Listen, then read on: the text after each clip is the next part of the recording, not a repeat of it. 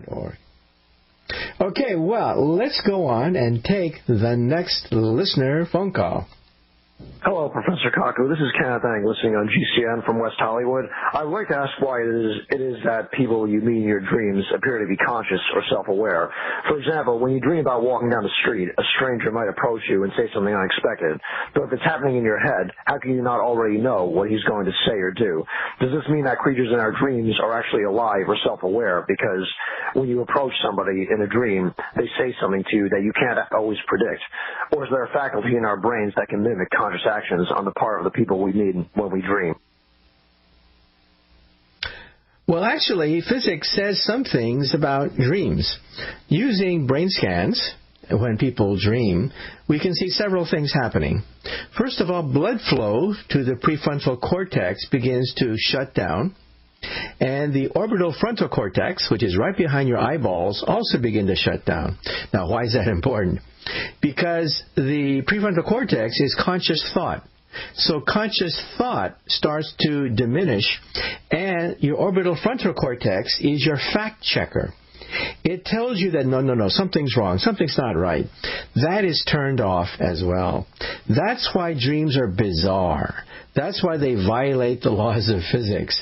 That's why you can fantasize about all sorts of weird things, because your orbital frontal cortex, right behind your eyeballs, is turned off. However, why do we have nightmares? We have nightmares because the amygdala gets turned on and it flares up. The amygdala controls emotions, specifically fearful emotions, and that's why nightmares are more common than they should be. And so we begin to realize that there is a method to the madness, that dreams take place in a very specific way, that the blood flow to the centers of reason, rationality are turned off, but blood flow to the emotions just keep on raging. And you then ask a question, how do they talk to you? People in your dreams can talk to you. Well, we sort of know that too, because your memory centers are activated. So you begin to remember things about people and reproduce fragments of them in the dream. That's why you can talk to people when you dream.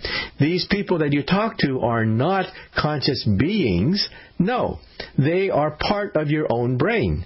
Your own brain is accessing memories of other conscious people and then making them say. But did you know that you can actually control the direction of your dream?